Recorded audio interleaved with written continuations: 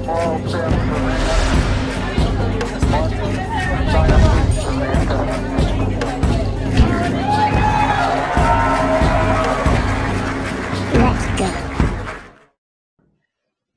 evening, everyone, and welcome to the UnFuckIt Discussion. It is February 6th. Hopefully, we're on our last legs of winter. Everyone just keeps saying, yep, we got to start looking at spring. Spring is coming. Spring is coming. Just say it over and over in your head like a mantra.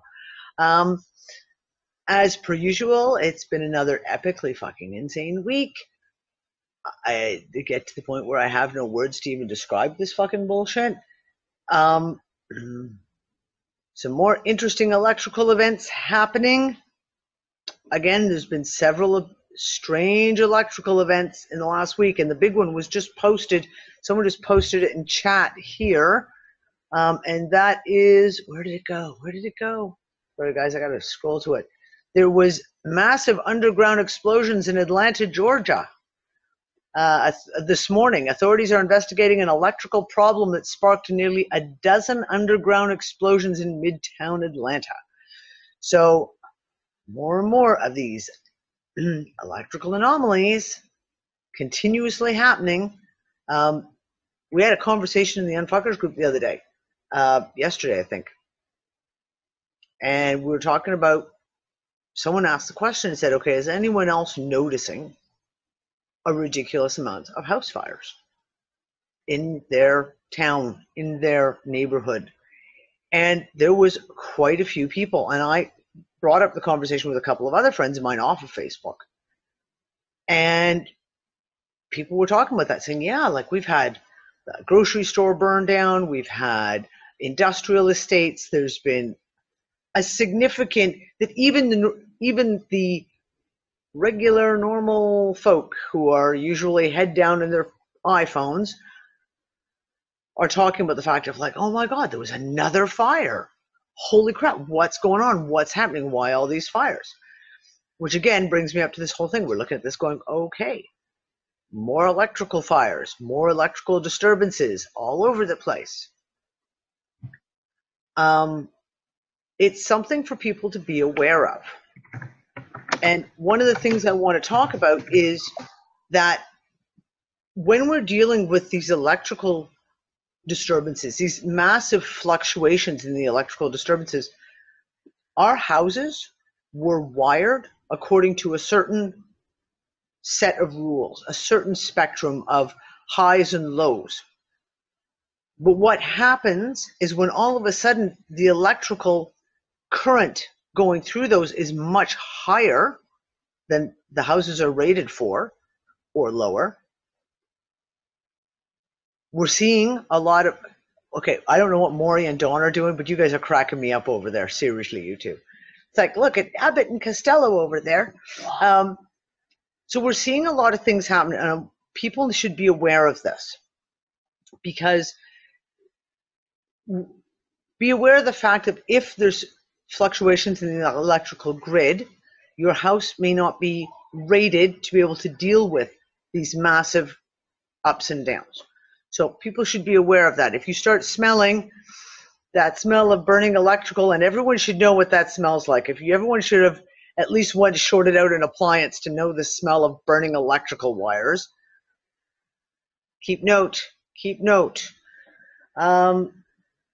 It was another crazy week. I didn't get a chance to put together a Transpicuous News update this weekend that I wanted to do. We've had, on a personal level, we've had a crazy week ourselves with medical emergencies and hospital visits and shit like that. So I'm just trying to get everything caught up now. Today was my catch-up day, trying to catch everything up. But we saw a lot of crazy stuff, again, going on with the geomagnetics and the electrical. Now, the big one I want to talk about is we talked about in early January, all the announcements came out that the world magnetic maps were going to have to be updated, and I did a huge show talking about that these maps, the magnetic mapping situation electronically, should have been ready to go and able to keep the world going and be accurate until 2020. And of course they weren't. And they had to update them in September 2018.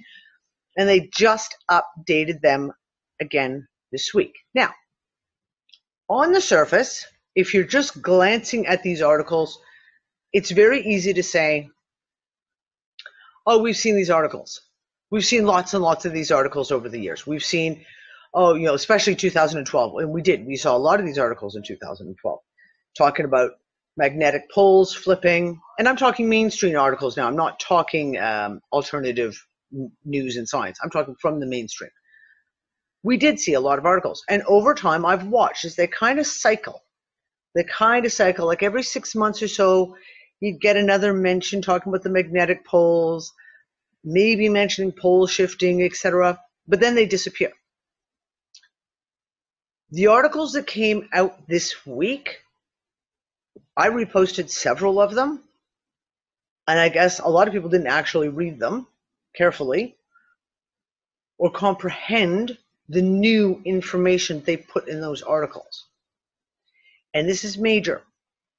Because whereas before, all these articles were always kind of NASA type articles.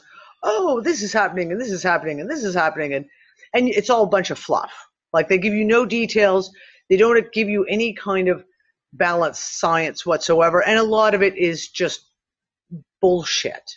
Oh, but you know, like, oh, the poles could shift, but that won't happen for another 1,000 years in the future. Blah, blah, blah. We saw a shift in the articles in December and January, again, where we started seeing everyone carrying these news articles talking about the world's magnetic maps. And then this week. And what was different this week with the articles is they actually started giving us information that they've never said publicly before. And I'm talking the big talking heads, the usual suspects, are bringing information. Let's say there's keywords that they're using. And I post there's two, one was in National Geographic, one was in physics.org, the other one was in AOL. No, not buzzwords, bossy. Actual factual terminology, facts, such as physics.org and National Geographic coming out and saying there is more than one magnetic North Pole. That has never been said before by an official agency. Some of us have been talking about this for a fuck of a long time. None of these agencies have ever been, I'm gonna go out here and say, they've never been forced into a corner before by enough people talking about the fact that it's right there in front of us that they now have to actually come out and say the words, there is more than one magnetic North Pole. And there's one in Canada, and there's one in Siberia, and the one in Canada is fucking losing, and it's losing really, really fast as all the power is going to Siberia. Yes, and one of them talked about the fact that historically there have been up to 6 and 8 magnetic poles on the planet. And it talked about the weakening of the magnetic shield when that happens. The other piece, and this is so major, and every article that mentioned it was like, just one sentence. We'll just slip this one sentence in here and then just wait to see what the response is. And that is about the South Atlantic anomaly. And they fully say that the pole flipping, the magnetic reversal has already happened in the South Atlantic anomaly. Now again, this is the shit that people like myself, like Diamond from Oppenheimer Ranch, like Maverick Star, have been talking about for ages. But now it's out in the open. Now they've actually put these pieces in the open. This is fact, and now they're admitting to it. Now they fluff it up, and you got a bunch of fear porn thrown in over here, and you got some other stuff over here, which is a complete distraction. One of my favorite distractions, though, and I said, but the articles are well written to anyone who's paying attention, because they give you, for example, some of the stuff they talk about is some of the symptoms of magnetic pole reversal would be volcanoes and earthquakes and radical changes to the weather patterns and freezing and flooding and massive hailstorms and hurricanes. But that's not going to happen for another 80 to 100 years, where any logical person in the world is going to go, wait, okay, massive uptick in volcanoes and earthquake, yeah, got those. Hailstorms, got those. Like it doesn't take a leap of logic to be able to put together to say, wait a second, we're already seeing these symptoms, so what are you not saying? I'll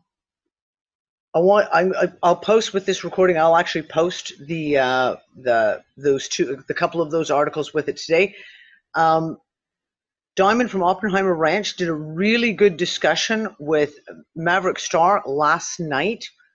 And it was good because they actually got in and kind of broke down some of the basic stuff. They kind of went back and did a little bit of almost like a recap of covering some of the bases that people have missed and maybe don't fully comprehend when they're discussing this subject.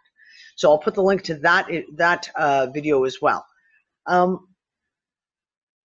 Yeah, so we're seeing craziness. Now, one of the things I want to talk to again today before we get into this discussion is we had a couple of days this weekend. We had 3 different days this weekend where we had hit 0 kp, which is the KP, which is the geomagnetic index, drops to 0, which is like the lowest point measurable at that moment. And the fact of we know that there are massive, like the studies are now coming out talking about the fact of how the geomagnetics affect us physically, how they can affect heart attacks, massive increase in heart attacks, strokes, and psychotic breaks. And people, especially if they're bipolar, schizophrenic, and I'm using those diagnoses because I don't necessarily believe those diagnoses, but I'm using those words as what they're talking about. It is a significant amount of information coming out now, and has done actually over about the last 40 years. The trick is, as I was saying to Anne, to find the fucking search terms. Heliobiology. I just discovered this word. There's a word called heliobiology. So if you want to research the health effects of geomagnetism on us, our bodies, look up studies dealing with heliobiology. Because basically, unless you put the heliobiology word into the search parameters, you will find nothing. Once I did, it was like massive amounts of studies and research. The proof is significant in the numbers, that they know that the Earth's magnetic fields have a huge impact on our health, and not just physically, but mentally, emotionally as well. And obviously animals. If it's not just going to affect humans, we're going to be talking about wildlife of all kinds. Plant life, it has to be affecting the plants as well. So I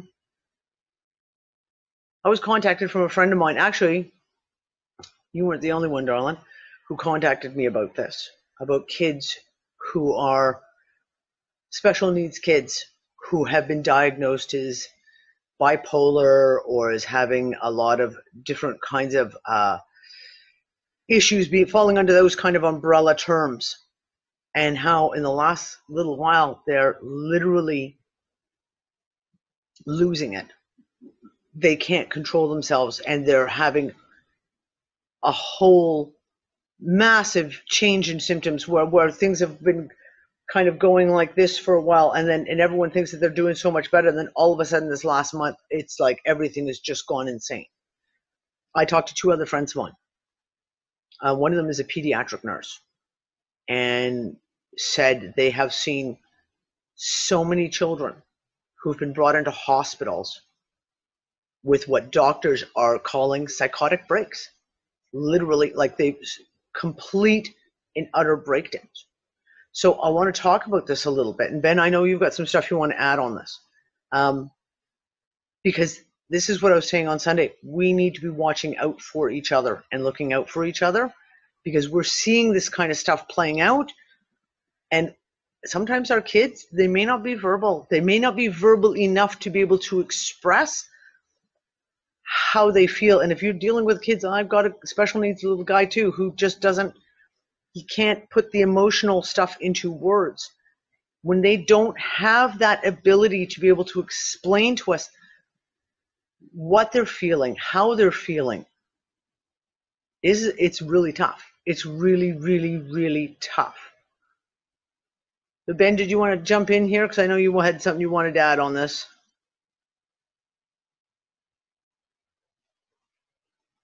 Yes, I'm going to see how well my brain does, because each one of your point topics that you've brought up is kind of one. So okay, Ben. It's okay. Back up. You got that entire 2 sentences came at us in 1 second.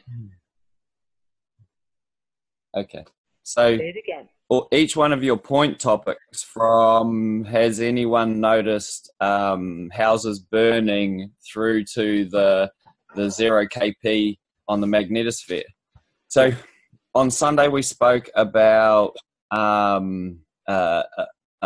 polarity shift. Yep. Not a pole. Yes. Yep. So let's just look at the aspects of, okay, you've got when the magnetosphere is at its highest point, it is O3. Or sorry, you've got this massive ozone layer and then the magnetosphere. So these things have charge, and therefore the Earth has charge.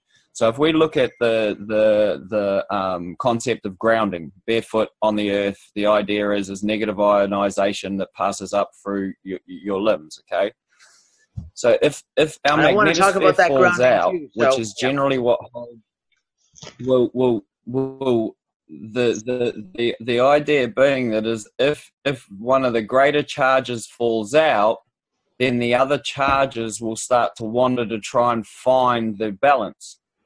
So on the houses burning, houses that are electrified are grounded. They have a grounding rod that goes into the earth. Yeah. It generally carries through from the negative, and John would be able to verify this, but from the negative charge, not so much from the positive. Or maybe it's the positive going into the negative earth. But if we're having a polarity shift and the earth itself has charges, ergo the different minerals and metals that are, and ores and things that are stored in the earth, they have their own charge in and of themselves, but are in balance when the magnetosphere is up. So if you've got houses that are earthed in areas where there is a lot of this sort of stuff stored, you've potentially got a circuit break happening where the earth is trying to ground, but it's not, because it's meeting its same charge, which is then igniting. Yes. The same with what we've got to remember is that with these shifts, depending on where you are, if the earth is flipping in different places, ergo it's not all negative, it's showing positive in some places and negative in others, and so on. Yeah. People in those areas are going to be doing these things. One thing that's sort of come to mind a lot is we have a lot of people in here from the Northern Hemisphere. Yeah. And the Northern Hemisphere right now in this winter is being affected the most. So when summer comes, it's still going to be being affected, but then the Southern Hemisphere will be receiving the other side, the magnitude of it, as opposed to you guys going into summer. So there's all these different things that if we keep in mind that there are polarity shifts or charges that are shifting, which is what even if there is pole or poles or multiple poles, that's what's happening. It's a charge shift.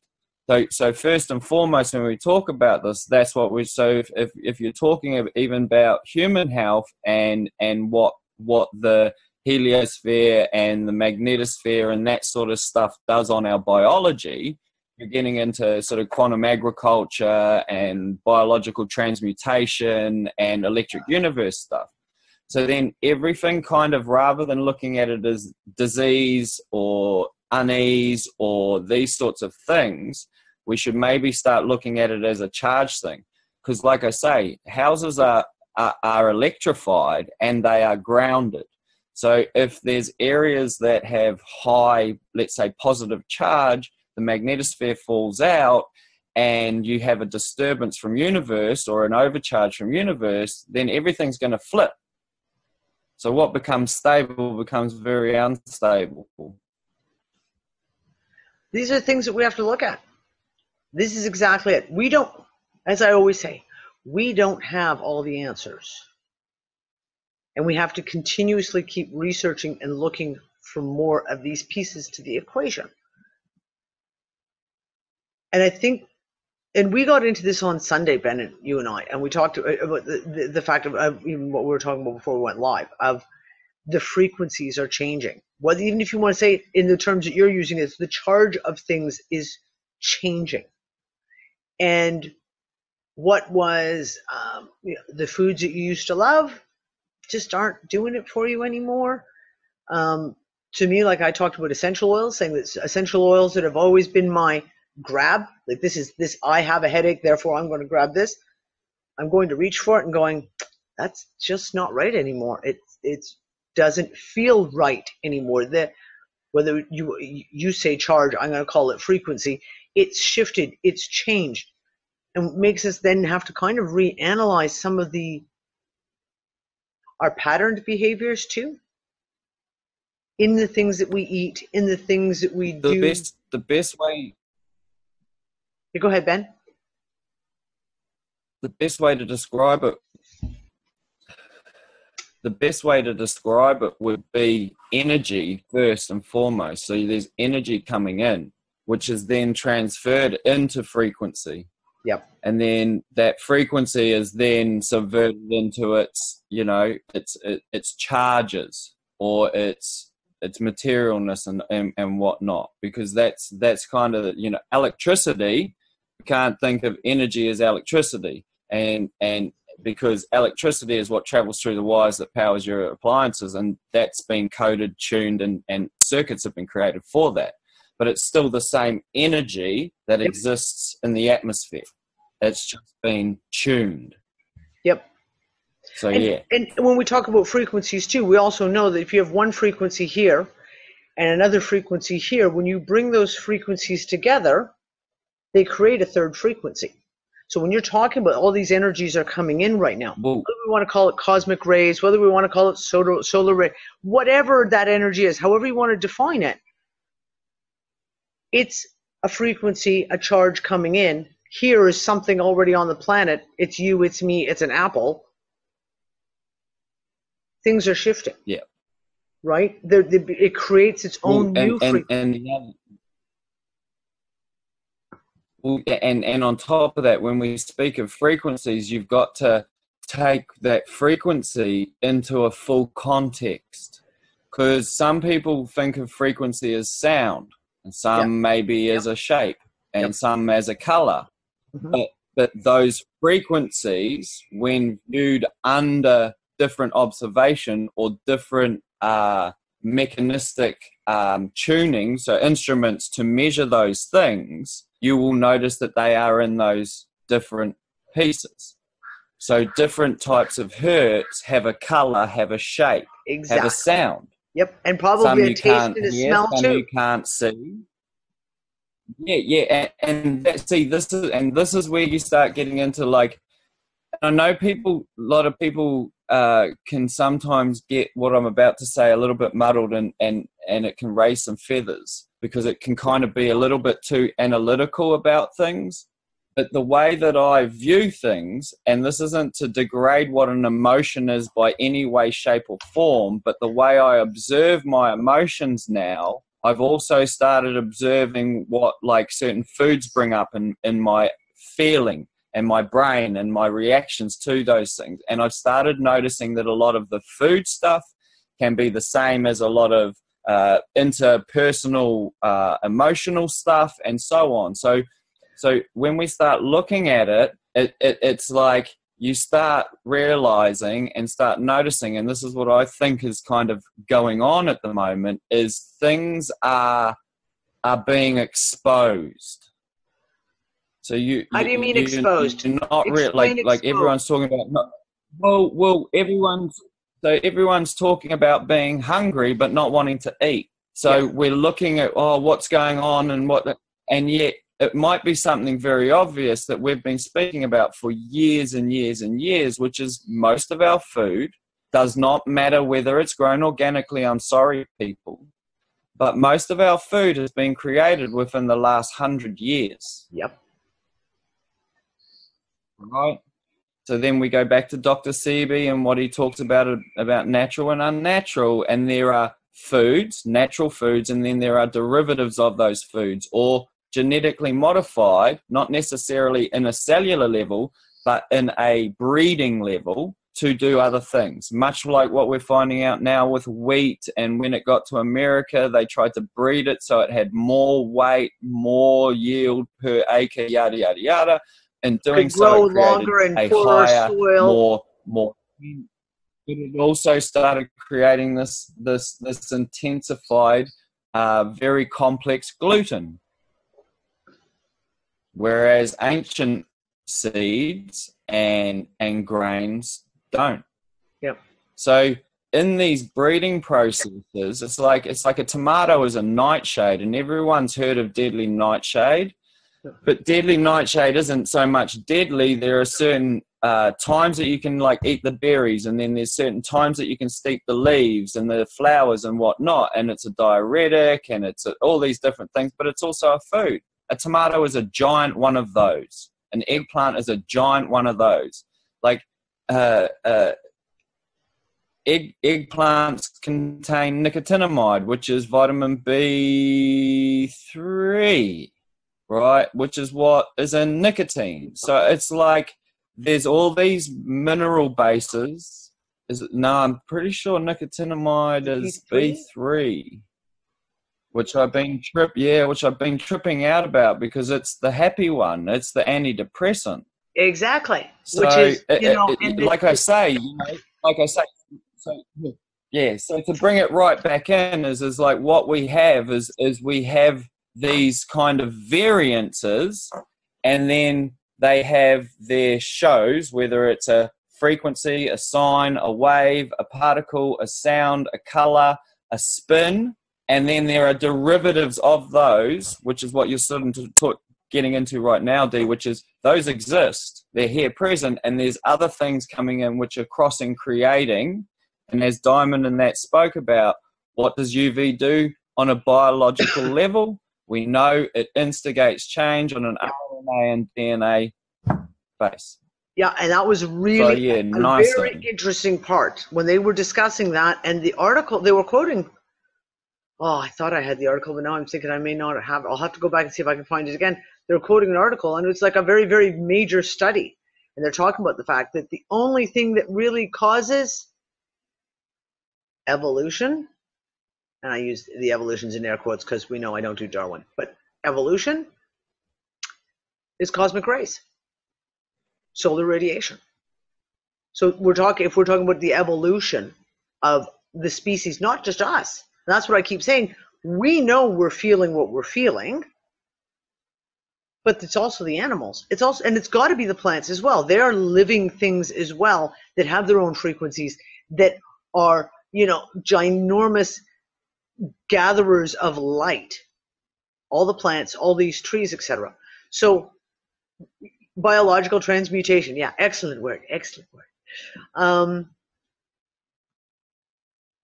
Yeah, we've got so many pieces to look at, and it's very easy to get caught up in singular, get caught in one single point. So, for example, I've been talking a lot about the magnetics because for me, it is something I'm measuring at the moment, and I'm watching these shifts and these changes, and I'm looking at all the correlations through the electric universe theory, through what we're seeing in the electrical events, through what we're seeing on the physical, mental, emotional, what we're experiencing. But it's not just about that one thing. It's not just about that one thing, pole shift. It's not just about pole shift. And it's very easy to get caught up into an into a loop that becomes the only thing that you kind of start just focusing so much on that one thing that you start not paying attention to a lot of where that goes to. That's just one area. That's just one piece of this. I do want to talk about get back to the physical stuff though a little bit, okay? Because Moksha, real fucking good question. Someone asked the question. Moksha just said, like, why are the poles shifting? This is a good question. And we've got a bunch of pieces that have been put on the table over years, right? And someone said today, asked me the question in the UnFuckers group, these 0 KP days, are they being caused by the pole shift? And I'm like, oh, well, this is a good question. Are they? We don't know. These 0 KP with the because it's very easy to say the poles are flipping with no actual reason why. To say the poles are shifting and the magnetic the charge is shifting and it's then causing A, B, C, and D. But we have other factors. There are other factors that we need to talk about. And we get to think, for example, they talk about the last time the Earth's magnetic poles completely flipped was 700 million years ago. And prior to that, they flipped about every 300 and 350 million years. So therefore, we're 300 million years beyond the date we should have had one, blah, blah, blah, blah, blah. But then we have other pieces that come into this. So for example, we have, for example, the 26,000 year cycle that we've talked about for years. And we've talked about going across the ecliptic, going across the galactic plane and passing the ecliptic. Now, this is another piece that has to be brought into focus, because are we saying that the last time a pole shift happened was when the last time we crossed this ecliptic? No, well, no, we have no mention of it. We have no pieces of information that tell us that. But we are right now in this space, quite literally, where we are passing purportedly the ecliptic, and there's all these strange energies. And we're talking about cosmic clouds and cosmic radiation and all these. We don't even know what type of energies that could be coming in from this. At the same time, our magnetic field is shrinking, and radically shrinking very, very quickly. Now, one could say, if you want to go into looking at prophecy stuff and looking at these old things, not just prophecy, but things like what the Mayans talked about, what the Origines have talked about, etc., etc. With the yugas and the Hindu tradition. Oh, talking about there are these eons that we go through, these ages that we go through. And if to go through an age, which, let's say, talk about, again, a transmutation, a biological transmutation, a mental, emotional, conscious transmutation. Does that require the lessening of the fields to therefore allow more cosmic energy to be coming in to trigger those transmutations? Is that part of the cycle? We don't know.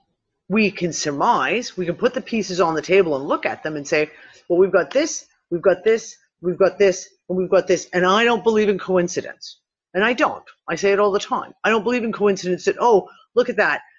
Our magnetic field, it just happens to be hitting fucking zero while it's going across the ecliptic. And we're just happening to be entering into this cloud, this galactic cloud that has all these energy particles in it. And we just happen to be at the exact same time experiencing this, and this.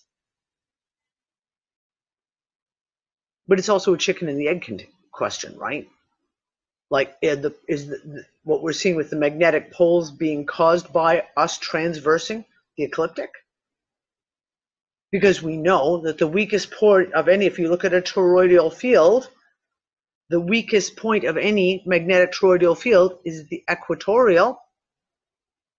So as we're traveling through the ecliptic or the equatorial region of the galactic, where it has the weakest magnetic field, Is that what is then pulling our magnetic field down? Because our magnetic field is going to respond to the greater magnetic field.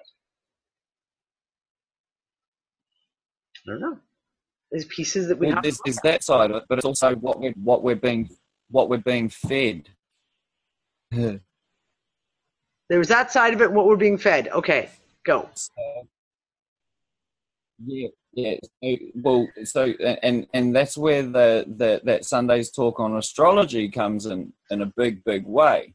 Yes. Because the way that it all moves is not like everyone. It's not like a sun in the middle and then these planets going on this nice kind of elliptic constantly. It's like the orbits go like this and they wobble around as well.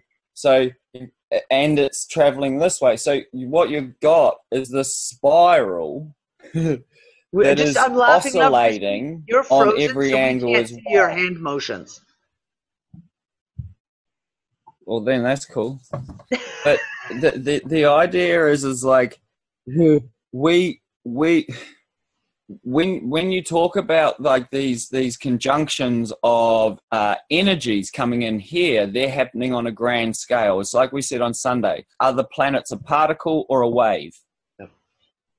Well, it depends on how we look at them. When you look at the planet, it's a particle, but when you look at it in its traverse, it's creating a wave. So when they, and this is what the ancients did with the zodiac. This is what the ancients did with the things that they saw in the sky, was they utilized them, moved massive stones around to signify when these things would rise and fall at different times. And everything was derived from those things. So the way that we did planting, agriculture, ceremony, breeding, communicating, all these different things were achieved via that means. So from where I'm looking now, it's not that all the explanations are there, but we now have the ability to be like, holy shit, if this is what our solar system and its components cause and create, and I'm talking about people being able to predict weather, droughts, all these kinds of things, and still now, and get the dates pretty much exact bang on from years in advance. That these things hold more say and sway over our everyday existence. We have just not been able to see them. As for the magnetosphere and that drop-off, it would seem that depending on which counterparts are playing within the universe's harmonic, depends on how the energy is received here on Earth. So it would seem that like the Earth charges the sun charges the Earth, which then gives off its harmonic, which comes out as our magnetosphere. And that's the opposite charge that the Earth creates to keep it safe from this, that, and the other. Now that the sun is dimming because of wherever it gets charged, whether it's the galactic center or whatever, it's dimming, and therefore so is our bits and pieces, which then allows the chaos aspect of what energy and electricity and their transference and conduction and discharge play. Which I would also say the ancients have left in lots of stories that we've sort of, it's like even like the David and Goliath does not necessarily, we keep transferring it into a giant and a little person and that sort of thing. But it Goliath could actually be a celestial body and these sorts of things. And the rock that David threw, we might find that David was another planet, right? And it got spat out, and that's what. So depending on how we are willing to look at things, and then looking at them, what we know. So, like I say, if we talk about frequency has to be taken into the context of its color, its cymatic formation, its hertz, its temperature, its charge. Because they're all those things. So, yeah. Okay, so I want to get into, you brought you brought up astrology. And I've dragged someone onto the show tonight to talk a little bit more about this, because we got into this on Sunday. And the concept of the fact of, like I said, that each of our planets, not just planets, the suns, the stars, the planets, the moons, are all interconnected by what I call the electrical umbilical cord.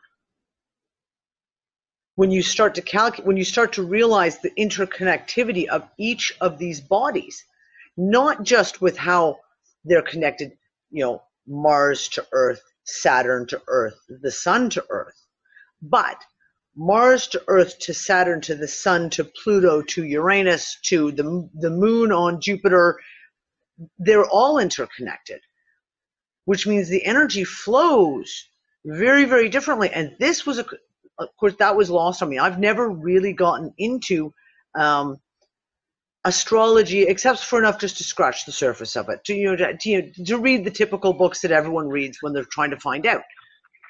But when you start looking at it from the electric universe perspective of how connected all these bodies are, all of a sudden it puts astrology into a new perspective, and you start to go, okay, maybe we need to pay a lot more attention about these planetary things. Dawn, is that you raising your hand, darling?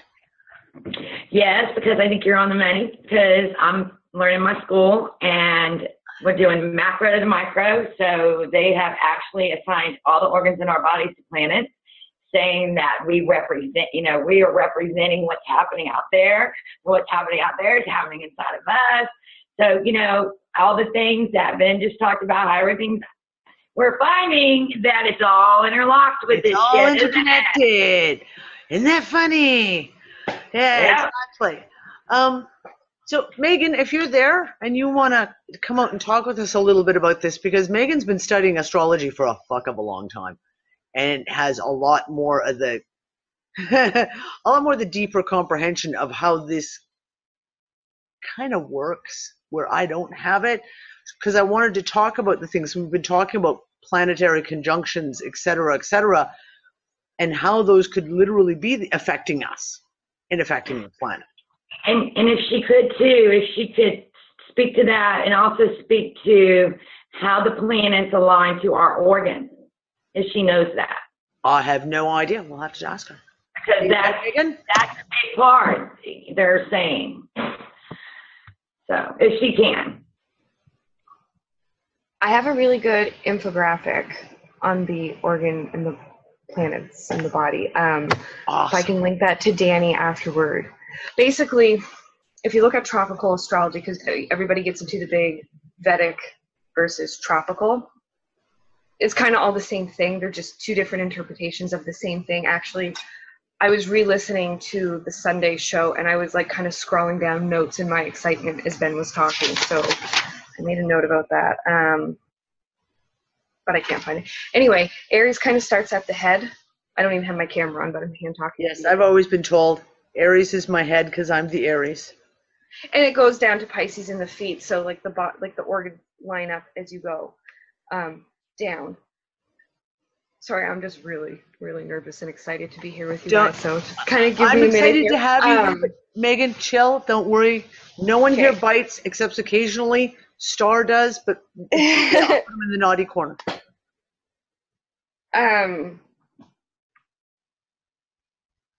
So I don't even know where to start. If you could help us, what was the planetary one? Amina brought it up on Sunday, and it was about the 2020 stuff. Yeah, because that was, you sent me the message about that. So I'd like. She made some awesome points, like really, really good points. A couple little things got left out though. Are you guys aware of what the nodes of the moon are? Okay, so the nodes of the moon, basically, it's the intersection point between sun, moon, and earth in the path.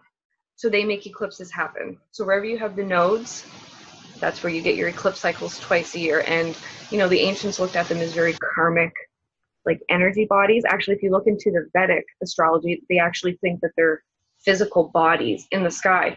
And for the last couple of months, whenever I hear you on the show talking about like the second sun or like these other suns coming out, I'm always saying to my husband, like, holy fuck, like what if that's the fucking nodes? Because like if you look into Vedic astrology, they say, well, every once in a while you can see them. And we were really close to an eclipse season, so I'm like, well shit, maybe it's Rahu and Ketu, like who knows? So the last couple weeks have been really fucking intense because we've had the sun transiting Saturn, Pluto, and the South Node. And these nodes. And you talk about the node is on the moon? It's like a intersection point. Okay. So when you have something going by specifically the South Node, it makes everything very physical on this Earth. So that's why there's just been a lot of, physical things happening. You've got, sorry, I'm spacing out about what's been going on in the world lately because I'm just, like I said, I'm a little bit nervous. That's why I've got my camera off. Don't worry, man. Take your time. So, but that was the thing that interested me is the whole fact of like the lineup between the sun, Saturn, and is it Uranus? No, Neptune. Pluto. I know it was one of those ones way out there. Yeah, it's a big thing because it's an interesting cycle that ties into like wars and revolutions. And so basically because we had an eclipse cycle that kind of sat on this area, we're kind of being shown in a very condensed window what's going to happen over the next year or two. So basically January was kind of like a precursor to 2020, but like jam-packed in a little bit of a window. Huh. That makes any sense. That's why everything was just so intense and so much. And then over the weekend, when you had the sun actually transiting those planets, well, I think everybody here would kind of agree it wasn't a normal weekend, last weekend. No, it wasn't. Because it's heavy energies. And when the waves link up, because if you think of it, like the planets, like if you tie into what Ben was saying about particles and waves, the planet cycles, it's like a giant sine wave. That's all it is. It's just a sine wave that repeats and repeats and repeats. Everything basically boils down to that spiral, because that's what the sine wave is. It's like a flat pack spiral. So when you have multiple energies kind of like linking up and making those big spirals, it makes those big ripples. So then you see it in the magnetosphere. And with, like I was saying, the South Node, you have it really hitting here in a physical way. And I think we're getting to a point where so much is happening that they can't deny disclosure anymore. You know what I mean? Because like, how do you lie about the elephant in the room? It's pretty big. That's just it. And that's kind of what I've been saying. Like the elephant has now gotten so fucking pink and it now fills the entire fucking room that there's no room for anyone else to get into the room because the elephant is so big. They have to start saying things, which is why when they put out these articles this week on the magnetic pole stuff, it was very interesting that they released a whole pile of new pieces that have never been stated before because they get to a point where they have to say something. Can I just add in here as well? Yeah. From some of the guys that I'm following currently, not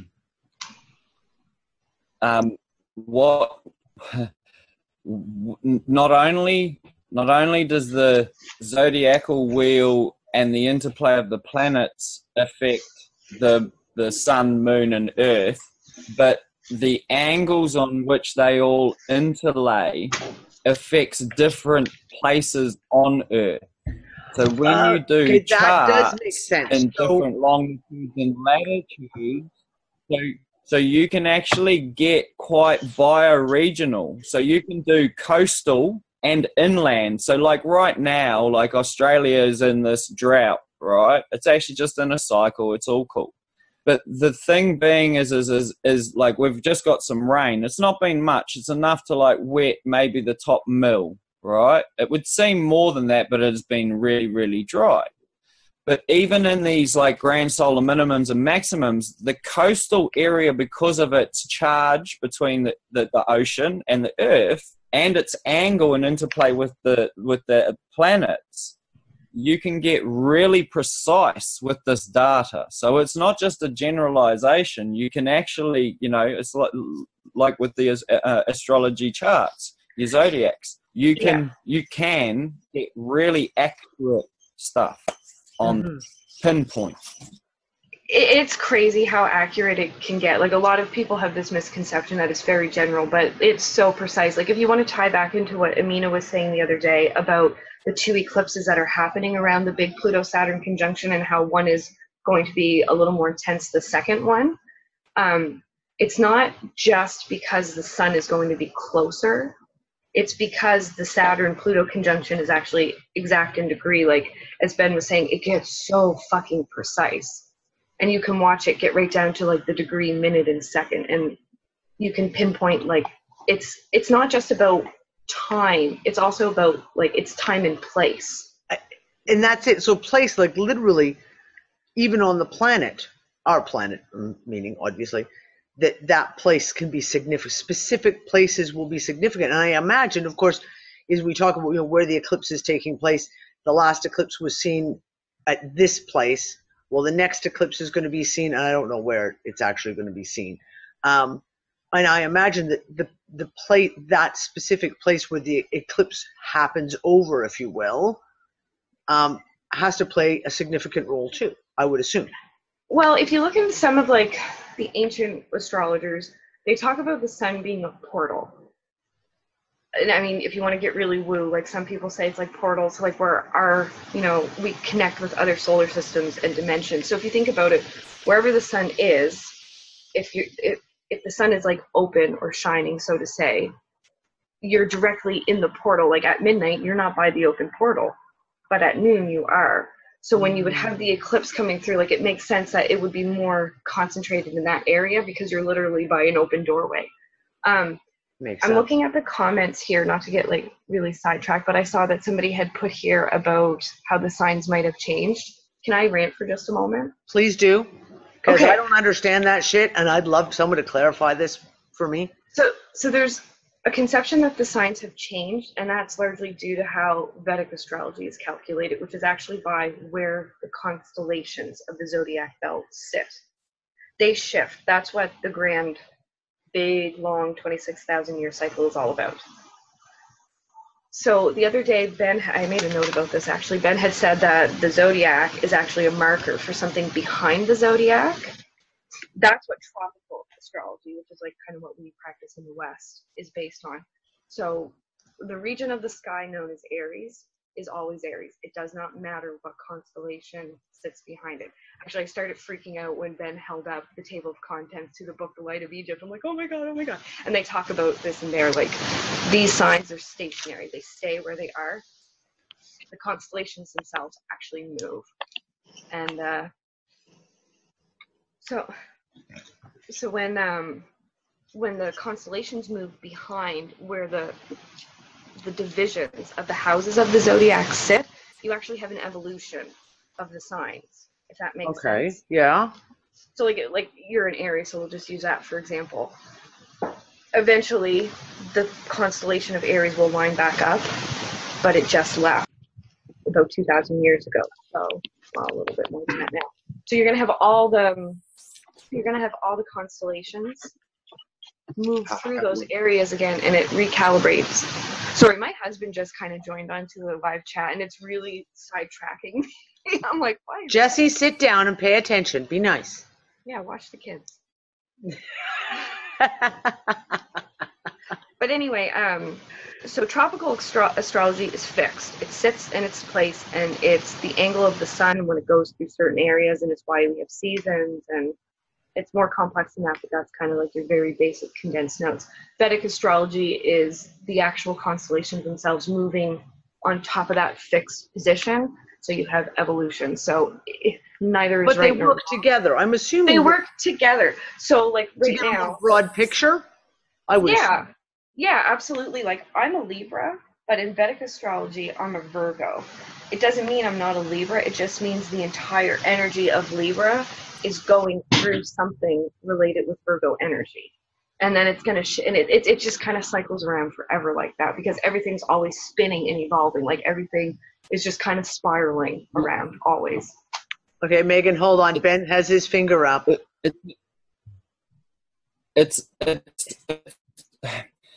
see, this is kind of the next step, because we're currently talking about the circuitry board. But if you can picture the circuitry board, none of it's separate. So Jupiter's not just Jupiter. Jupiter is that node in that system. So as the planets are doing their thing, kind of behind the sun, the zodiac's doing this sort of thing behind that, and then the universe or the galaxy, and it's not just going like on a wobble, that's oscillating, so it's going around. So it's creating in and of itself waves that intersect through these angles and then pass on. So the entire, like, we're getting to the phase now where it's like, no, our magnetosphere is not falling out, people. Okay, so how would you define it then? This circuit is now, well, this circuit is turning on, and that's like what it's looking like now is the era or epoch that we're coming into is very much recorded, very, very much recorded. But we've written it off as fables, parables, stories, myths, legends, and all these things. We haven't been able to make sense of them because they haven't necessarily been able to be seen and or present. However, in this era and epoch that we're stepping into, they're going to make a whole lot more sense, which is why we now have our archaeologists, geologists, and scientists going to our older cultures and going, what does this mean? And they're going, yada, yada. Or vice versa, we have these ancient cultures going to NASA and whatnot going, hey, this is happening. So I say, we've had the Inuits talking about the sun moving, and we've had elders down here who have literally gone to NASA and gone like, Venus is going to eclipse da-da-da, or Venus is going to eat Mercury. And it's like, and then there's an eclipse. But they haven't called it Venus, they called it Rainbow Serpent. And then you go, oh, snap. There's a correlation there. Rainbow Serpent is no longer this mythological whatever that these people are talking about. These are actual objects, planets, that have done things and have had things occur. Well, not just planets, Steve. That's the whole thing. So they'll sit there and they will say, like, the Archer, and the Virgin, when Venus and the Archer are da-da-da-da-da-da-da, and they're actually talking about, like, Orion and Venus coming together, and we've gone and turned it into this fucking battle of da-da-da-da-da-da-da. So we're coming into an era where we're smart enough to basically, it's like we've said, like Tesla and all those, they built stuff. They made things. These ancients survived, lived through, and mastered the art of observation and existence. And then they recorded it in stone. And we're now coming about round to that 164 or 2 million or whatever cycle where we're like, they're all going, oh, look at this star we've found, and look at this thing we've found. And now we're able to map this part of the galaxy. And we're now able to go, oh, it's like Pluto and Uranus. They kind of only came into the astrological thing. I can't remember when it was, the 1600s or something along those sorts of lines, a little bit before then, because they weren't seen for like 2, 3, 4, 5 generations. And then it come back round. They were like, oh, shit, there's another one. Okay, so here's my question. Sorry, Megan, keep going. Well, I've got a question to Megan. Because we always talk, mainstreamers like me who know about, that much fucking about astrology. We talk about our planetary system, our planets, our moon, our sun. We talk about the positions and etc. of our planets, but it's always within our little solar system. But we are within, obviously, a much bigger galaxy. Is there a portion of in the studies that you're doing that addresses like where we are within the galaxy and that interconnections? Yeah, basically we're in like the boonies of the galaxy. Like, have you ever seen that meme where it's like when aliens fly by, they lock the door? Yeah. Pretty much. That's pretty much where we're at. I don't know a lot of the hardcore science behind binary solar systems, but I know enough to know that we're in one. And it's funny because if you follow mainstream science, they'll say, well, our solar system acts like a binary, but it's not. Well, if it acts like a duck and it shits like a duck, it's probably a duck, right? So basically, one of the big things... That depends on what it's bred with first. Say again, Ben? That depends on... It might not be a duck. I've learned that heaps of these birds can interbreed with each other, and you can end up with dicks and duckins. Just saying. Okay, no turduckins allowed. Seriously, that'll fuck up like Thanksgiving dinner for sure. Right. No. With hybrids aside, one of the big things with the the Mayan, the 2012 thing that everybody's like, oh my God, the world's gonna end. Yes, but no. It wasn't so much that the world was going to end, as we all saw, because we're still here today. I saw a joke earlier in the chat about maybe it did, but there's still chocolate, so no, we didn't. It was 2012 is kind of like the equivalent of like our vernal equinox. So we came out of like galactic winter, and now we're kind of sitting on that equinox point. So like you were saying earlier, the shittiest part of a torus field is the equilibrium point. Yep. So we're there. That's why all this weird stuff is happening, because we're rising up through it. But we've also turned a corner, and we're getting closer to Sirius, because we're in a binary star system with Sirius. And if you look into the Dogons, they knew this forever. And basically, you can...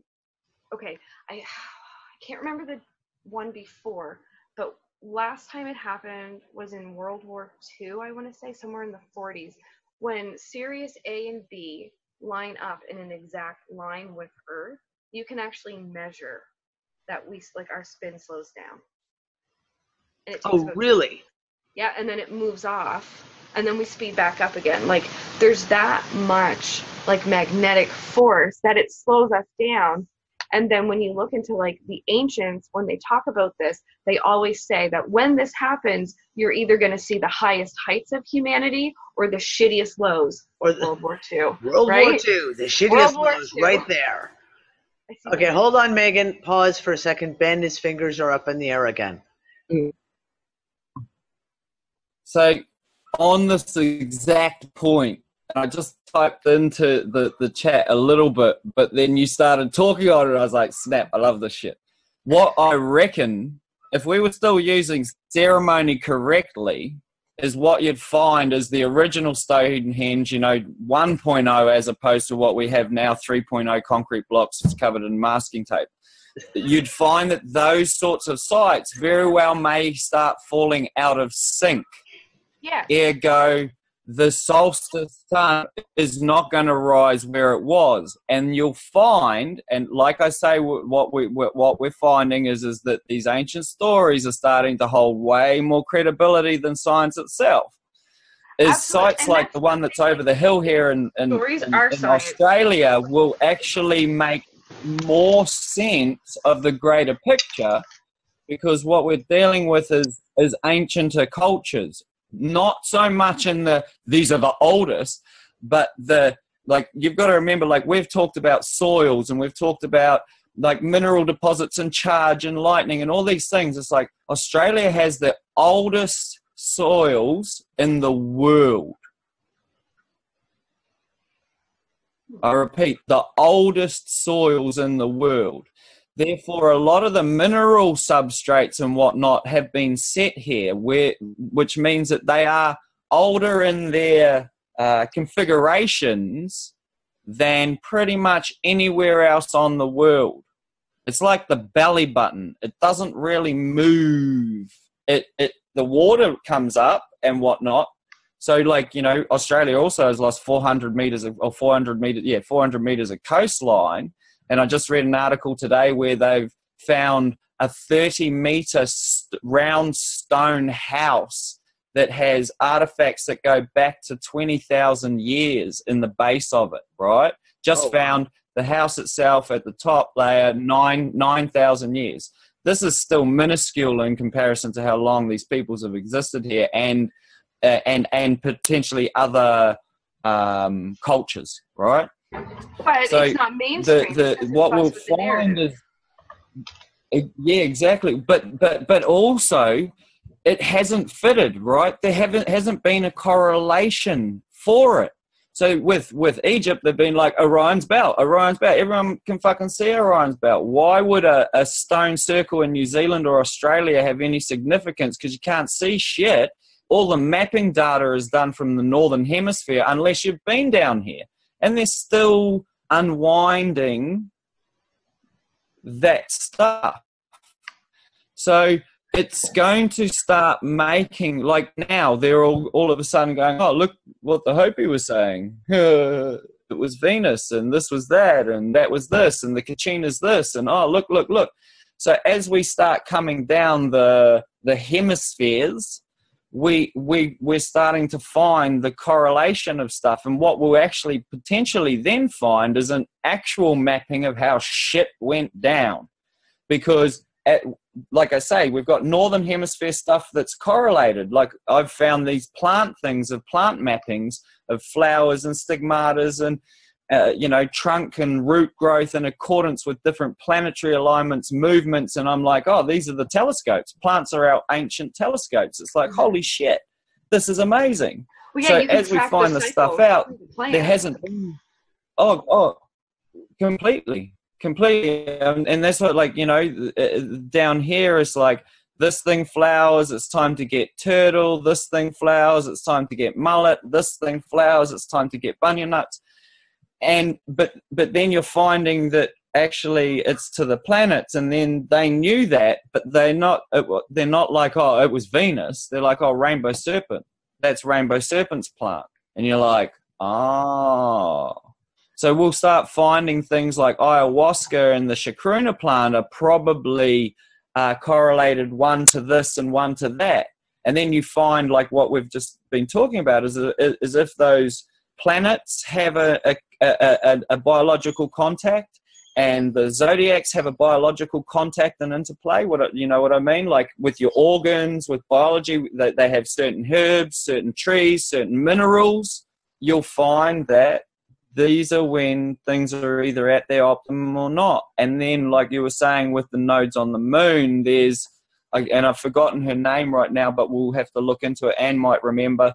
But she was doing all these studies on gold and silver nitrates and the influence of the moon and the planets. She did years of this stuff. Right, we talked found about how months ago. The metals interact so much. She was so worried at one point. I think she wrote to the Homeopathic Association saying it might be time to start considering to stop using golds, because the interaction with gold was falling off so much. They started thinking that because of the planetary aspects of it, it might not have an efficacy as a healing anymore. And then something changed. But this is Okay. intense stuff. Okay, so let's play, because look at what I was talking about earlier when I was talking about essential oils. And you pick up an essential oil, which is a plant, right?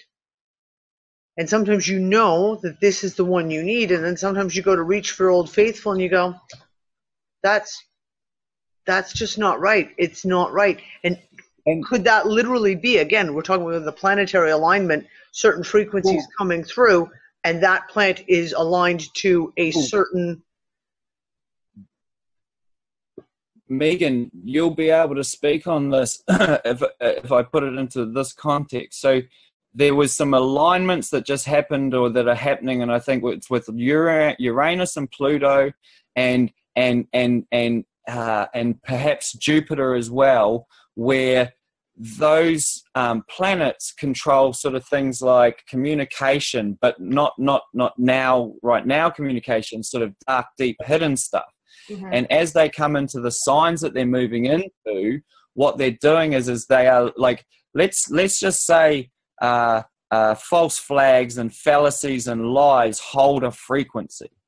Yeah. And those planets, having been where they were allowing that to be held. And that goes across the board from Berenstain to Berenstain, from tomato to nightshade, to sorghum to wheat, to all these different aspects. And now that they're coming out and into a new epoch, that certain things are not that they are not, and I repeat, not being able to be held anymore. Your senses, your observation, your experience, all your skills are coming into play now, and you're being challenged on what you've created as attachments, whereas they're your tools and they're trying to be shown as tools, and a lot of that stuff is coming out now. Your senses are telling you, but we have attached our senses or our sensory observations to other things that have been less about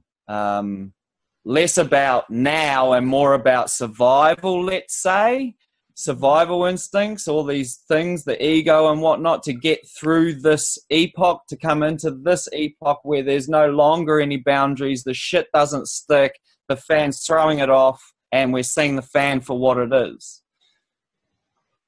Yeah, Sorry. I think, as you're saying all this, I'm like, shit, yes. No, everything that you just said, it ties in with what's going down with Saturn, it ties in what's going down with Pluto and how they're conjuncting, and it also ties in with how Uranus is about to move into Taurus. We had a taste of this last year, but it retrograded back into Aries, and it's going to go back into Taurus. It's not going to come out, and it's going to be there for 7 to 8 years. Taurus is you talk about our senses. Every fucking thing in the world can fall under somewhere. Like if you take the zodiac and you just make it giant, everything falls under it as a giant umbrella, right? It just goes into different categories. Everything. Our senses are ruled under the realm of Taurus. So with Uranus moving into Taurus, Uranus is electric. It changes things. If you think it's coming from up, it's probably going to come at you sideways. You never know, right? So I think that when Uranus moves into Taurus, you're going to see all these things changing, and I'm going to make a prediction. I think the way that we eat is going to change. And I've seen other people that are really into the astrology echo this.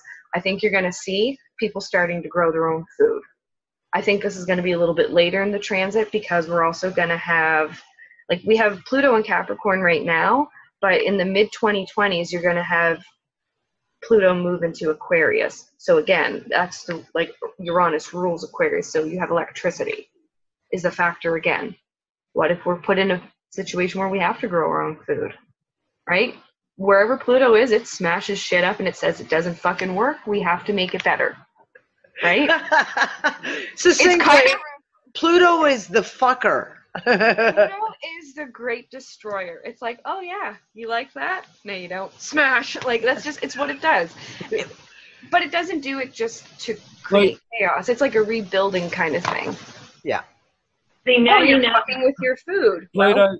No, but see, now you know why all the really smart ones in history have their own personal astrologers. And that's all I have to say. And this is it, okay? This is historical fact.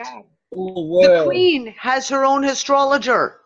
So did Ronald Reagan. Kings, all these sultans, all of the rulers, popes, fucking Catholic popes, had their own personal astrologer. And do you know that the Queen still has a personal astrologer? Danny, did you know there's a saying? They wrote their own book. Astrologers, billionaires do. Hold on, Ben. Just give me a second. Megan, say that again. Just a quick little thing. There's a saying, actually, millionaires don't have astrologers. Billionaires do. Billionaires do. All, your little reptilian lizard head family monarchs. They do. And they plan all their shit with the astrology. And we've seen that. We've seen how dates go into it. The numerology, they love to plan things on certain dates, etc. Well, they do.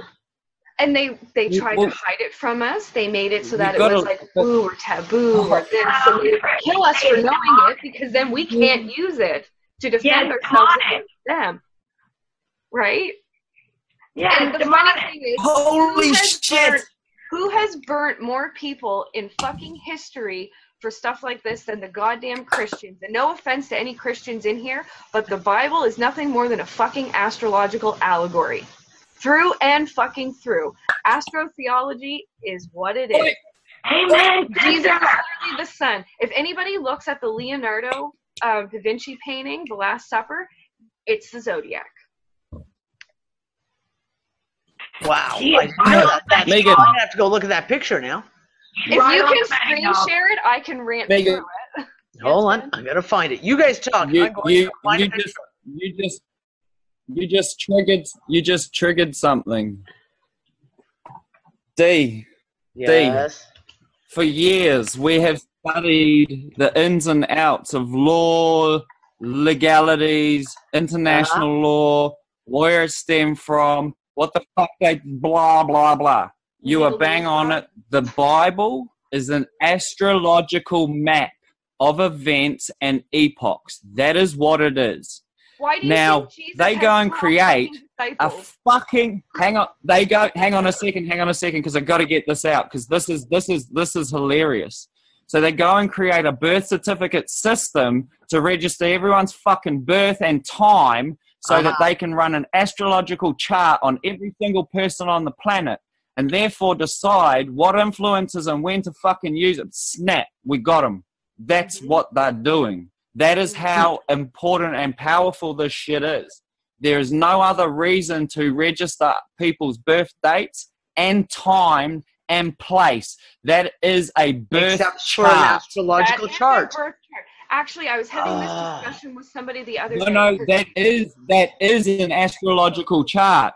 That is an astrological birth chart. That is It all is, and you that is need. that is more sensitive Holy data than shit. your fucking social security number. Like, if you're gonna post your chart for the world to see, you might as well just like hand over your credit card number, hand over like all your information. You might as well. Welcome to astrological radionics.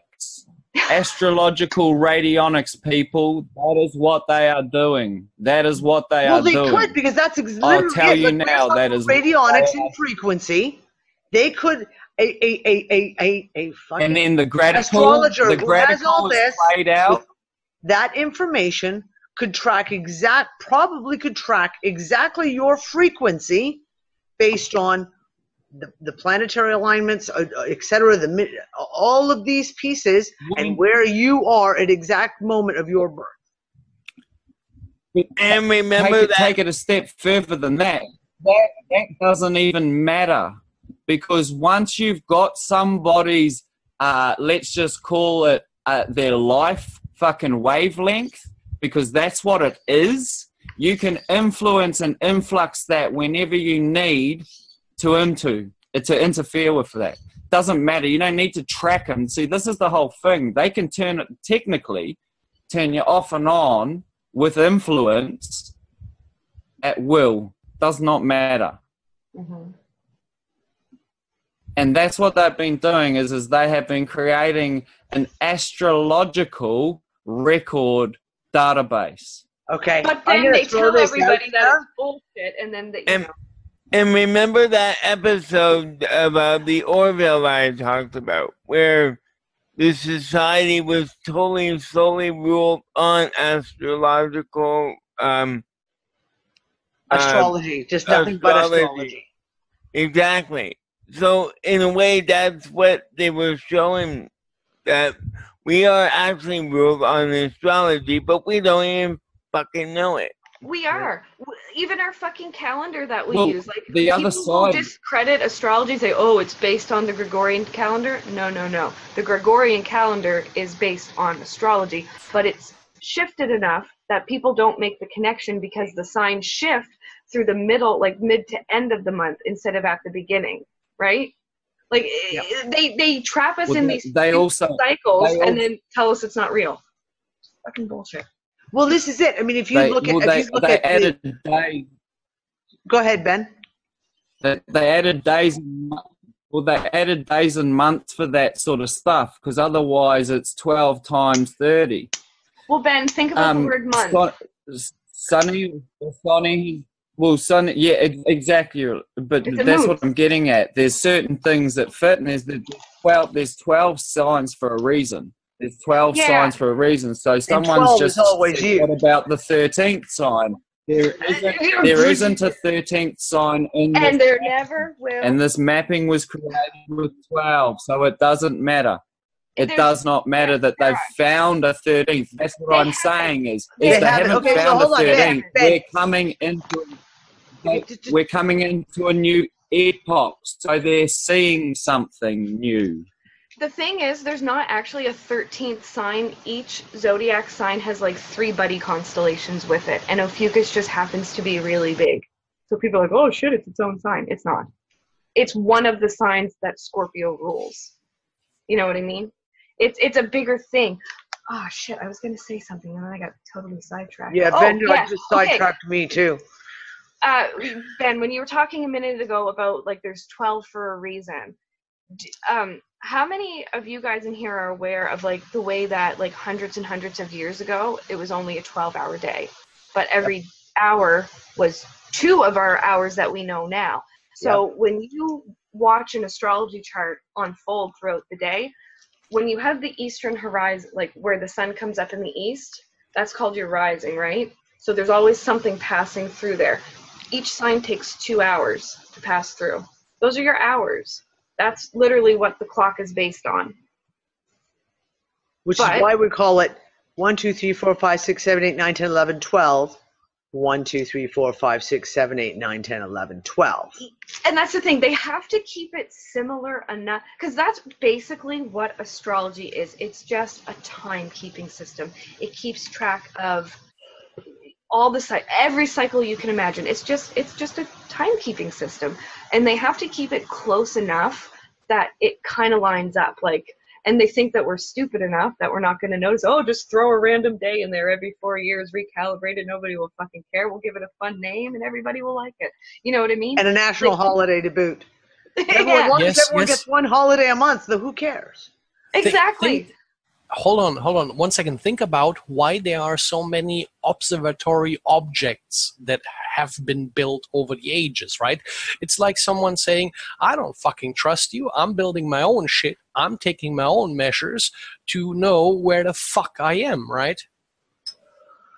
But also all over the place, all over the world, right? Like those observatories, you get like one in Hawaii, you get one in Antarctica, you get them in Chile, you have them in Europe, you have them in like spread all over the world. And I'm sure they also do that, like almost like counter-verifying all their little charts, etc. Yes, but hang on, that reminds me of pinpointing. Ben, one second, Ben. But that's just it, isn't it? That reminds me of pinpointing, right? You have multiple observatories, right? You can only tell the time so close. If you look at the sun, you can tell the hour, right? But if you have multiple observatories, you can tell the exact time where an alignment starts, right? Yep. Like you have multiple options. Triangulating. Exactly, Tracy. Triangulating. Yep, for sure. Well, you know, here's the thing that popped into my head, right? Is the fact of we look at the church, and especially if you look at the Vatican as being one of the biggest culprits, but the Christian church going in and taking over all these ancient peoples and wiping them out. You go in, you take them over, you decimate them through genocide, you subjugate them, you wipe away all their oral histories, and then what do you have left? So it's like the whole thing, like, they're trying to kill off the witches, right? They're trying to kill off all the witches, maybe because they were the ones who were the most in touch with all the planetary stuff. You got to kill off the competition so that you can do your own alignment type shit, and no one else will have that knowledge. I say take it a whole step further, and what they're doing is they are correlating as much as they can. It's like my elders here will tell you that most of the stories in the Bible are from their stories. the Hopi and the North American Indians will do the same. So what looks like, this is really quite funny right here, because we can take it into the conspiracy realm where it's like everyone was like, fuck you, I'm going to build my own. Whereas I think that what happened was everyone went out and we were all cool with each other and we did it. And then something happened and someone went about taking over the other ones, because most of the churches are built on top of. Most of the buildings, temple sites are built on sites. They're not just built anywhere. And now they're starting to say that those sites were potentially be built on sites that are older than those sites themselves. So what you're looking at is an overtaking or an overlay of a mapping system. Look at it as GPS. Look at the companies now sending all their satellites up. At one point, it sounds like the entire coastlines of pretty much the entire planet were signposted. And when I say signposted, I mean actual posts with signs on them saying this is how you get here, like from the the Missouri River and the Mississippi River all the way down to the coastline of New Zealand.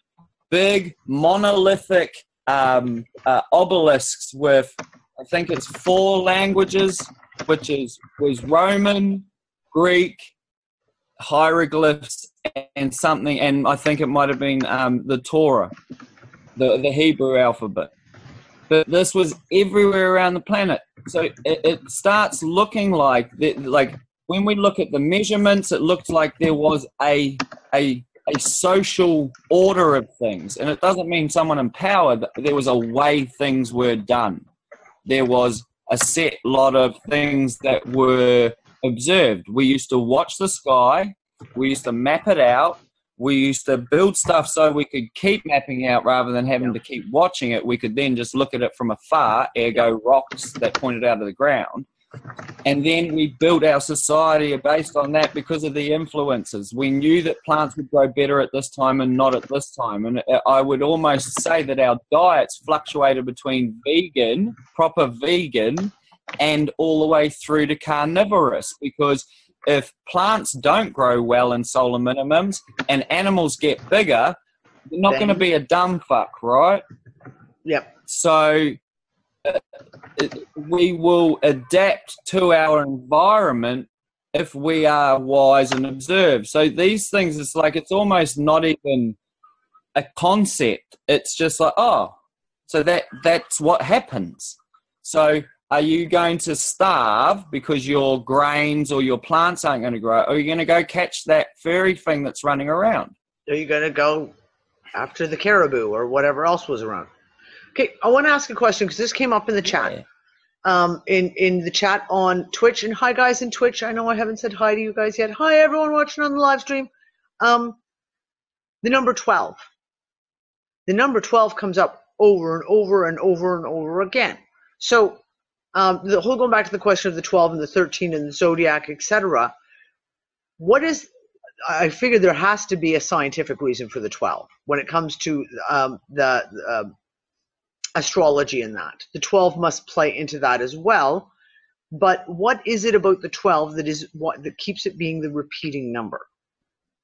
Because we see it come up, and it's always kind of, there's almost in the breakdown of 12.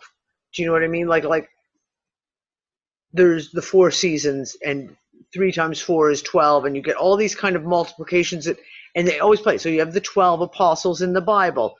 You have all these different, you have different amount of tribes. You have, it continuously plays out. If we look at the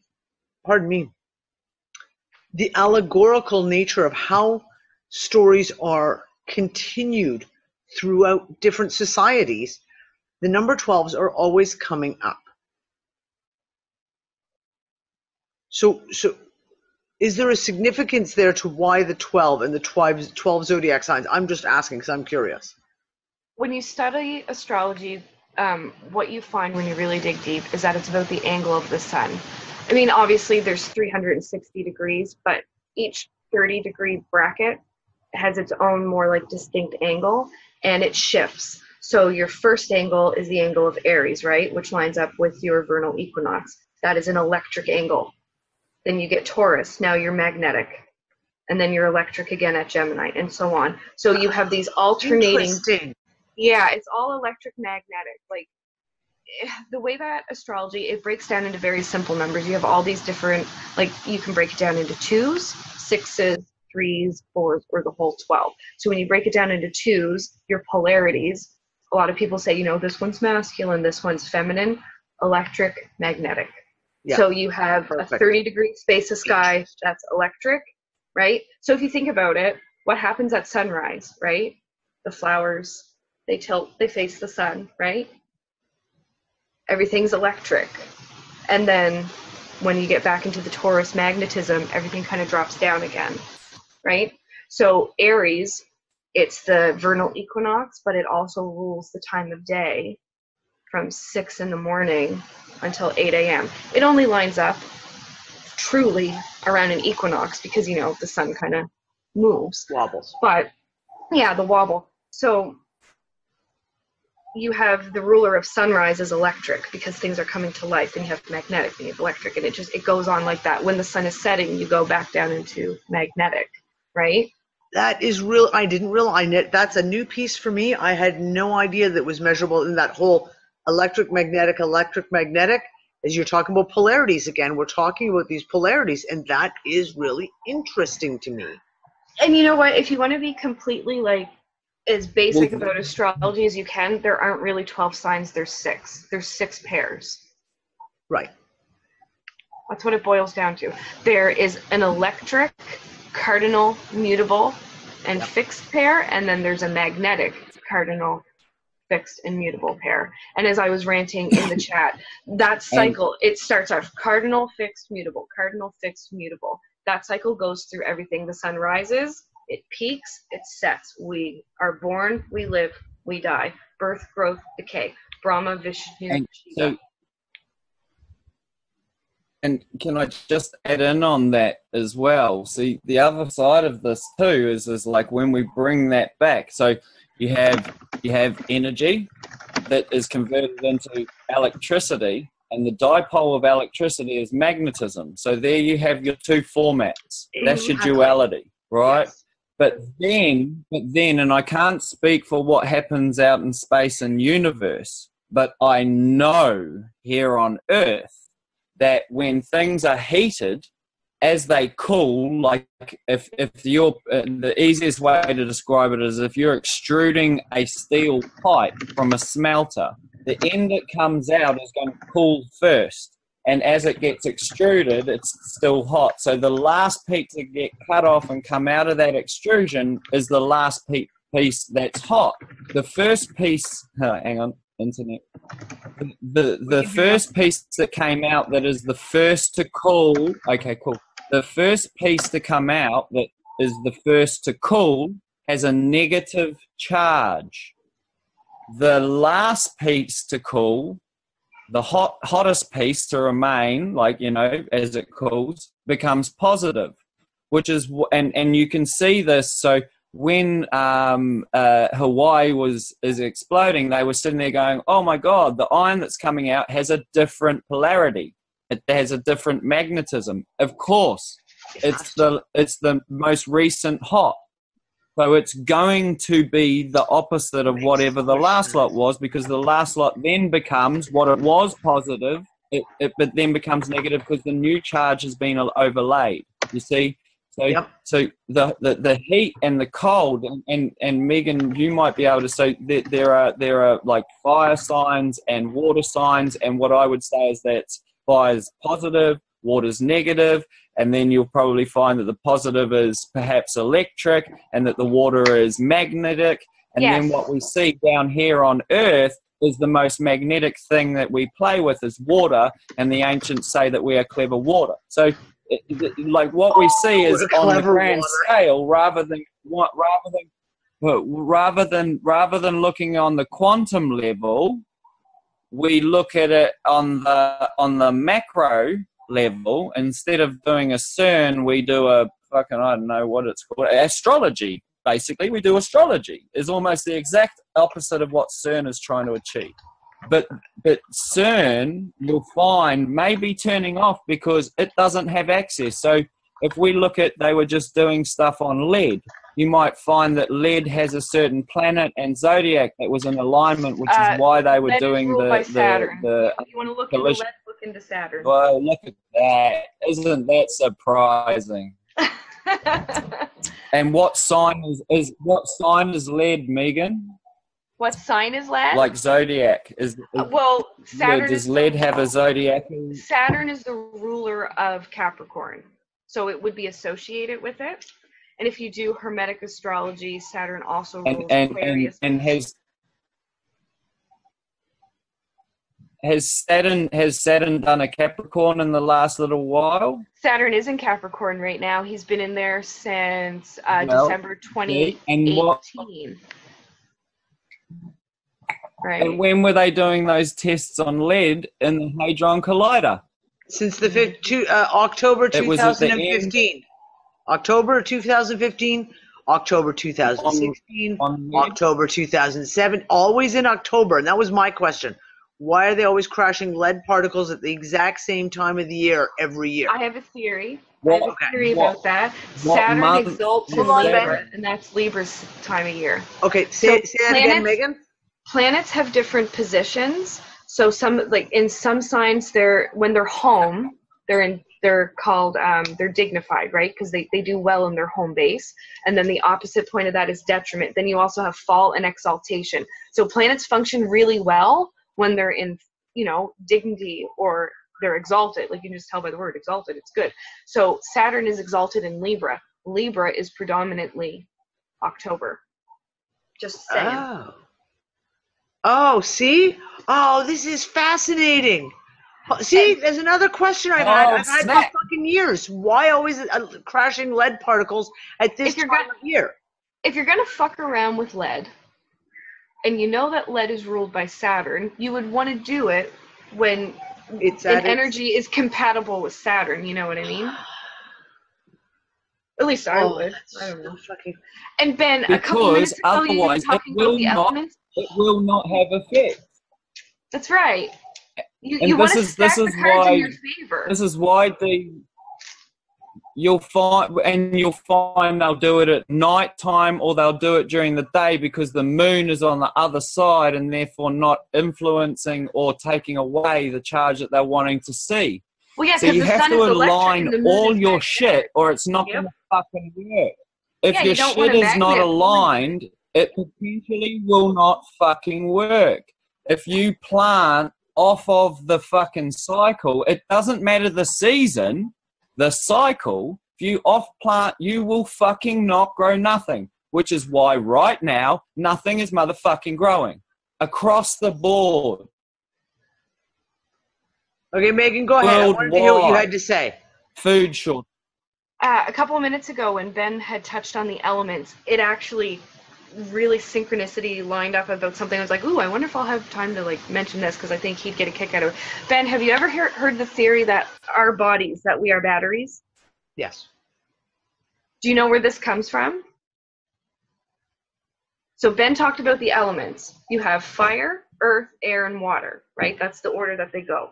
So fire is electric, earth magnetic, air electric, earth water magnetic. So Aries is the head, right? What does our head connect with? Air. Air. Right? So you have your two positive charges. Pisces is the feet. Pisces is water. What do our feet touch? The earth. The ground.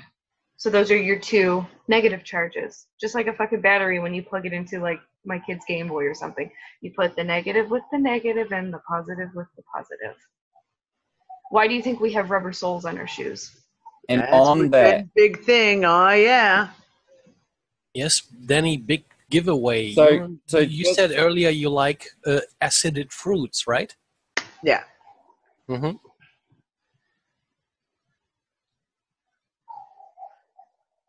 Okay, go ahead, Megan. I want to go back. Okay, so the whole thing, the thing about the charge. Okay, now here's one of my questions I have, because I said this right at the very beginning, Ben. You were talking about grounding, etc., and I wanted to get back to this point. One of the things, and you've just made it make so much sense, Meghan. One of the things that a lot of people are saying, they cannot ground at the moment. They feel ungrounded. And where they used to be able to, for example, be able to ground easily, and I know myself, I used to be able to literally, it didn't matter where I was. I could go stand in a garden with my bare feet in the soil, but I could, no matter where I was, I could do, and I could ground myself, and I could find that center point. But right now, a lot of people are finding it. I find it really, really difficult to find that ground point. And if the magnetics on the planet are that like this at the moment being pulled in, is that why we're having a problem getting our feet to the ground and grounding into, because the magnetics are just, the fields are just not what we're used to. They're just not at the level we're used to them being in.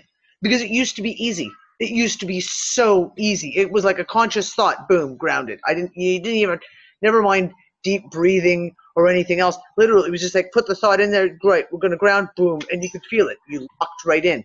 Now it feels a lot of effort. Even withstanding your bare feet in the ground, I can feel, it feels like I have to put an effort in to find the ground. Can I just pose a question to Meghan quickly? She just said your feet are negatively charged, correct? Yeah, well, if you think of how the body, yes, earth, exactly. yeah. Yes. So your head is positively charged and the air is positively charged. Yeah. So in a battery system, yes, you do that, but in a magnetic system, if you put positive to positive and negative to negative, what happens? They try and flip. But hear me out.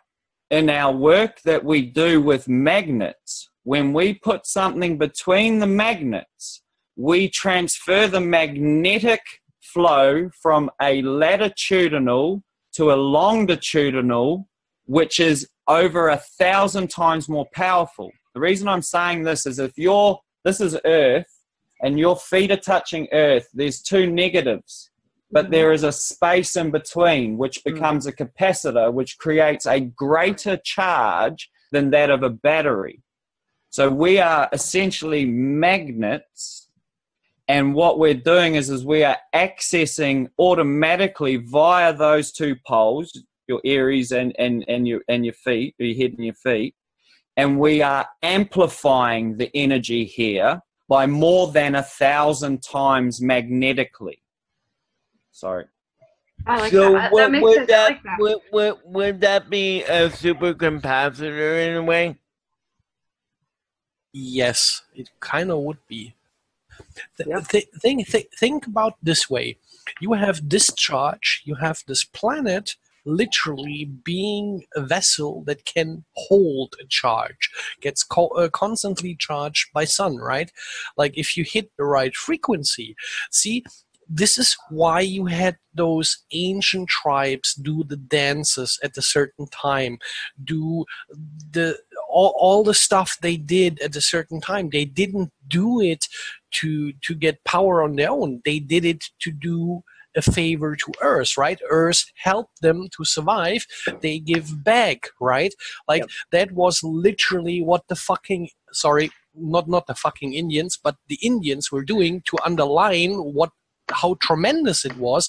I'm saying fucking dancing around the fire, having their dances for all kinds of times, right? They knew what they were doing. They were helping Earth and the field. Okay, so this is so interesting because like I had the conversation with back in 2015, I did several interviews with Tohoka, who is now one of the chiefs of the Mohawk Nation. And it's really interesting because one of the things he talked about is he was taught everything from a very traditional stance. Like the people who taught him about his ancestry, about his history, etc., growing up, it was from the very oldest stance. And he says him and his brother went out to go to one of these powwows. But one of these typical Canadian government-run powwows where it's just done for shows, for tourism, etc. And he went out and they went to go watch it. And the dancers were doing a very traditional dance, one of the circle dances. And him and his brother were like, they're dancing in the wrong direction. They're dancing in the wrong direction. Why the fuck are they dancing in the wrong direction? They're going in the wrong direction. They're actually disempowering the earth. They're taking, like, and he literally was just like, he went up to one of the dancers immediately after and was like, what were you doing? What the fuck? You were going in the wrong direction. And the guy said to him, well, that's how we were taught. Well, who taught you? Oh, well, this government liaison person here between, the First Nations and the liaison, they come in and they tell us they want us to put on these shows, and then they tell us how they want us to dance. Okay? And I can remember talking to him, and he was mortified. Like, just, it was so, blew his head off that they were dancing in the wrong direction. And he said, this is to build energy for the planet. He says that this dance is done to build charge and energy for the planet. And they were doing the counterintuitive, the complete opposite. Hey, Danny. You've got to change it. You've got to change it, right? This is what they're doing. They're trying to change it. Yes. Go Can you hear Dawn. me? Yeah, I love. Another, just right in line with what you're saying, you look at the ancient swastikas, they got tons of photos of them, and you can tell the ones going in the correct direction and the ones. We lost you, Dawn. Damn it. We lost Dawn. We've lost Dawn. Well, this is it. I can't remember, guys, which way. Rosanna, I'm trying to remember which way he says. I'm pretty sure he said they were supposed to be going. I can't remember. I can't remember if it was like if they were supposed to be going counterclockwise, they were going clockwise, or vice versa. And unfortunately, I just can't remember which way it was supposed to have been. Okay, Ben's got to go. Thank you, Ben. We will talk to you soon. And I need to talk to you tomorrow. So, like, some bat time and channel, we need to hook up. So this is really, really interesting. This has been a fascinating discussion for me. Like, I love when we can bring pieces to the table and I can learn new stuff and pull these pieces out like this. This has been really, really fascinating. So much to learn. I have a question for Megan. Okay. What about the whole time speeding up? How does that play into time speeding up? Yeah, like how does that play into all this? I don't know if Megan's here. Megan, are you still here? Sorry, I had to go check on the little one. With time speeding up, this is how I look at it. Okay. Oh, my camera's not on. I don't know. Oh. Okay. If you think of a sine wave, I have like a little crappy picture of one. But if you can see the sine, you know how it goes up and then down and then up. So when we hit the galactic equilibrium in 2012, we kind of broke through the surface and now we're going up, right? So we're pushing up with momentum. Well, what happens when you have momentum? You accelerate, right? You need the momentum to get up to the top of that sine wave, aka the golden age, right? Before it falls back down. So when you have momentum, you have acceleration. So I think that's why we go through these ebbing and flow cycles where sometimes it seems like a day takes a fucking year, and then you have other times where it's like, a year took a day. Yes. Megan, may I interrupt quickly? A few times ago, I was talking about if there is really something people talking about the time loop, right? Like we are here, the time is looping, right? We would go forward, but the time is looping. If we are looping, that means we are moving through time. And if we are moving in physical space, we get something called inertia, right? If you're sitting in your car, you're not in your seatbelt and you crash into something, you go through the window, right? Like if we move to time, wouldn't there be some effect that we would experience as if we would going through space with speed, so to speak? But what if time doesn't move? Exactly. What if we're moving but time stays still? This is the way I think of it. Exactly. I think that all time is happening. Like, I do a lot of woo stuff as well. Like, I do past life regression. So part of what I've learned is, like, I can regress you to, you know, the future. Even though, like, most people have a linear concept of time. It's like, well, how could I be alive in, like, you know, 3024? It hasn't happened yet. Well, no, all time is happening always, everywhere at once. Time's not a line. It's more like Everything is happening now. Always Everything at is happening once. now. Exactly. Yeah, it's more like basically what an astrology chart is. It's location and time. So it's a pin. It's like a time and place pinpoint. So I think that our consciousness is just anchored, like right now. We're the ones moving. Time stays still. That's my theory. No, that sounds as good as any other theory I've thrown on the table recently. Oh man. Please, Meghan, be more often here, please. We've popped Megan's cherry now. We're gonna drag her on more often. Talk about this. I'm not a closet unfucker anymore. There you go. So now, so Jesse's in the Unfuckers group. So he added me as per your suggestion. Good. And I messaged you, but I didn't know if it would come through. So yeah, my messenger is so fucked at the moment. We're talking about it before we went live. I'm not getting messages, and it's fucking ridiculous. But yes, I will go look for your message, because if I look for it, I might find it. Well, thank you for having me, though. I really like I was saying, like, I mean, Jesse introduced me to you, like, back in the One People days, like, when we were dating. I'm like, oh my God, this is awesome. And, like, we geek out to you on the regular when the kids go to bed. And I don't know how many times I'll be like, oh my God, she's talking about the astrology. Oh my God, Ben's talking about astrology. Oh my God, they're talking cosmology. And I'm always so excited. I'm talking to you as if I'm here with you. So well, now you're here with us, though. Be here with you. And, like, you and Anne and Dawn and Starwalker and Ben and everybody, like, you guys are like fucking celebrities to me. I'm just, this has been awesome. I have to say a lot. And I noticed Starwalker said earlier he was a Virgo, and I totally called that to my husband. I'm like, oh my God, he's got to be a Virgo. I just wanted to say hi real quick. Star, you're fucked. Now she knows everything about you. Hey, Jesse, is that your little dude? Yeah, this is one of them. The other one's playing his little Game Boy. Are you an unfucker now, too? Say hi to Danny. Yes, he's an unfucker too. He's born to it.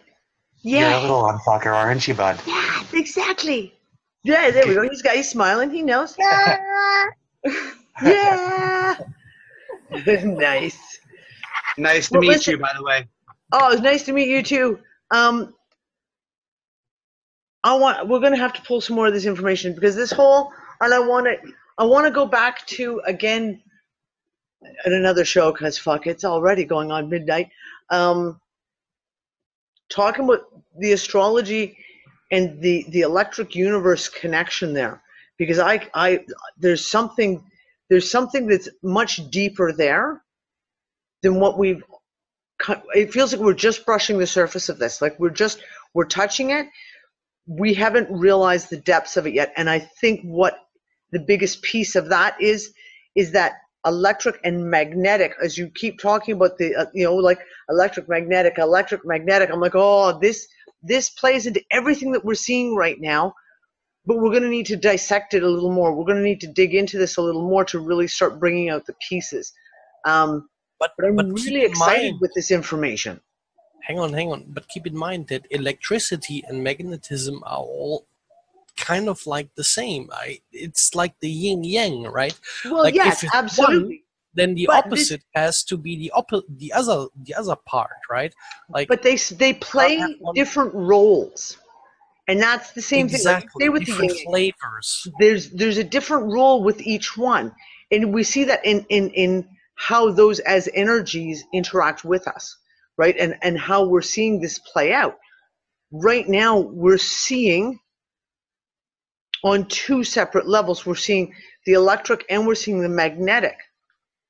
And it's very easy to look at them separately, i.e. the electric, houses blowing up, transformers blowing up, fucking apparently manhole covers in Atlanta fucking blowing up from electrical fires, to the magnetic, where we're saying we're looking at the graphs, we're looking at the field shifting, and we're measuring it. Like people with compasses are out there and magnometers are measuring it. It's a provable thing that these shifts are happening. And we're looking at ourselves. And we look at the macro, micro aspect of it. Ourselves, our physicality, what we're going through in this on a physical level, on a emotion level, a mental level, and dare I say it, on a consciousness level as well. There is vast things going on, and they're all interlinked. So that's going to be the piece. It's like I say, it's very easy to get caught up on the one aspect, to get really pointed in, like I said earlier, about looking at only the magnetic, or looking at only the electric, or looking at only one piece or another. And we still need to kind of back away and look at how these things are all coming together. And yeah, Fred, exactly. Big time on the consciousness level. That is one of the pieces that's continuously kind of gets left out of the regular conversations. Is we talk about how emotionally we feel. We talk about how mentally we feel. We talk about how physically we feel. But we're not necessarily talking about how consciously we feel and the things that are coming to us through that avenue as well, or that, that link as well. So we got a lot of stuff to discuss. We have a lot of stuff to discuss, and I'm really excited where our conversation opened up to here, because like I said, Megan's given me another huge chunk to chew on for a few days here and start to try and pull these things back together. The Twitchers want to have Megan back on the show too. So Twitch has spoken. Megan's got to come back. The Unfuckers get the final vote though, so it doesn't matter, you're already in. So I'm going to round up for the night. Say, Megan, thank you so much for being here. You're definitely going to be coming back, because we have Thank you. We have lots of stuff to talk about. And Ben, I've already thanked him, and I'll yell at him tomorrow. And everyone else, of course, who's here. We have got, Fringe. We're back to watching Fringe, because everyone's apparently on a Fringe addiction. So Sunday night, we'll be watching Fringe. What are we on? season 1, episode 13 and 14. Someone? It's 12, 13. Is it 12, 13? Yeah. It's 13. Oh, 12. Yeah. It's 12 and it's 13 and 14. Yeah. I'm glad somebody's keeping track. We watched 11 and 12. We watched 11 and 12. Yeah, we watched 11 and 12 this week, so it's got so we're on 13 and 14 now. Awesome. So Fringe, we're working on a bunch of stuff, but I have to talk to the Unfuckers privately, so I'm going to ask the Unfuckers to stick around. We're going to say good night to our Twitch live stream audience, and we'll see you guys next Wednesday or here for watching a movie on Sunday. Thanks everyone for coming. I'll talk to you later. Bye. One small step for man.